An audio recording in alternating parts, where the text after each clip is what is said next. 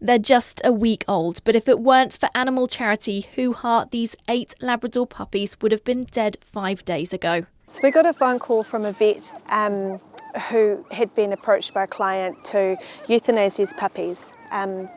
The mum dog was pregnant, she was due to give birth, and he wasn't interested in having the puppies, so he'd asked for them to be euthanized at birth. She wasn't comfortable with that at all, so she negotiated with him to get us involved. So we've taken on the puppies. Luckily, he did allow for the pups to stay on mum for 2 days so they could get the colostrum.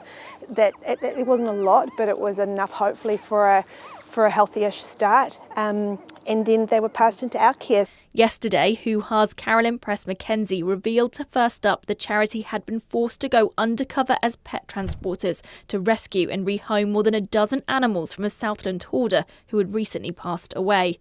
The puppy farmer had sold dozens of caged dogs to unsuspecting buyers. We ended up having to go undercover, so we asked friends and family to ring up and buy the animals over the telephone, and then I just posed as a pet transporter and went down and collected them, which involved 12 ponies as well. They were breeding ponies.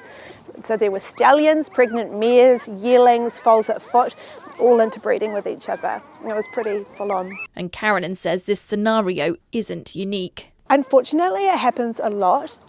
These ones made it to a vet clinic, which was great. A lot of people won't even put the effort into that. They'll see these puppies as inconvenient and they'll drown them or destroy them when they're born. They'll do it themselves. So the fact that this chap actually sought help is a credit to him. But I think that a lot of people too will have the puppies and then you'll see it all over social media.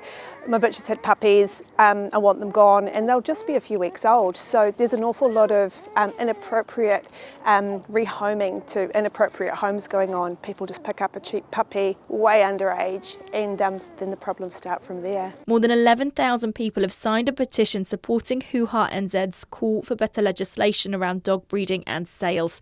In the case of these pups, their mother had already had 2 litters and the owner didn't want another. And he's a duck hunter and it's duck hunting season, so I guess it was an unexpected pregnancy, came at the wrong time for him, and he just decided he wasn't going to invest the time or effort into this. So it is a real shame, and again we're very lucky to have the puppies. We're very lucky that the vet felt strong enough to sort of negotiate a passage for the pups to come to us, but I mean we're also very mindful of what the bitch has been through. Carolyn says puppy farming is prevalent in New Zealand. In New Zealand there's a whole underground of it for sure. I think what's scary for the everyday New Zealander is that it's quite well hidden. So these people have very shiny, fluffy, kind of chocolate box sort of cute Facebook profiles and or other social media profiles, and they look perfect. So people go, oh well, our breed is fine because that looks great, but behind the scenes it's a different story. And they can have several different profiles, so you go, right, I know that that's not a good one, but actually the next one you see probably is the same person, just with a different profile. So there's a huge problem in the Manawa too, a lot of puppy farmers there.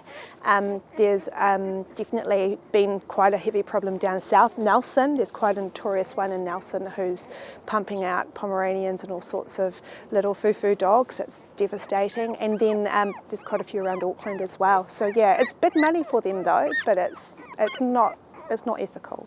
HUHA recommends buying a puppy through a reputable breeder, vet or a kennel club. I think you should always go and meet your new family member. See if you've got, you have that sort of feeling as to whether it's okay. You can meet the parents, you can meet the people who breed them, you can see the environment they're raised in. Puppy farmers do know tricks. They will bring the puppies into their home and make everything look adorable, but you need to see where the mum's living. In the case of the dogs that we just took out of the farm down south, those bitches were in kennel and run, little foo-foo bitches, gorgeous little vulnerable dogs, 9 years old, just spinning around and around in kennels, and I can't imagine that they were let out or had any life, but the puppies are allowed out to showcase for people. So if the puppy looks okay, it doesn't mean that the mum's okay. Carolyn says there are no laws to protect animals. we've seen some really heinous bottom of the barrel situations, and the SPCA will go in and they'll feel the same way we do, but there's nothing legally they can do. If there's food, water, shelter, there's just nothing. And then you've got local government level where your animal control officers, they'll be very aware of these situations too, but they have no powers or powers to enforce or to go into a property and to search or to, there's one place not too far from here actually, where it's a gang and they breed huskies and husky crosses. Everybody knows that there's litters of puppies on the property, but no one has the power to actually go in and have a look, or if they were in a poor condition to really seize them. Literally thousands and thousands of animals are dying, but as much as that, there's actually thousands of families who aren't coping, and there's thousands of people who are put in situations of stress every day. When you've got a dog in a backyard that's barking and unruly, it adds stress to the family and to the neighbourhood. Like the knock-on effect of puppies just being passed around and raised in inappropriate situations, it affects everybody. So I think that yes, it might cost a lot to enforce and to sort of get people to be more appropriate with pets or to think twice about even having one in the first place. But it would save, if we can get on top of it, it would save so much pain and stress for people as well as for the animals. Each of these pups has a bright future. In a few weeks, they'll be transferred to HUHA's animal shelter, where they will be microchipped and vaccinated and prepared for rehoming. We want homes that will include them, make them part of the family and the centre of everything, teach them manners and rules, but just include them in everything and make them just really valued members of the family. So that's what we're looking for, and that's how we'll choose people. For First Up, Lydia Batham.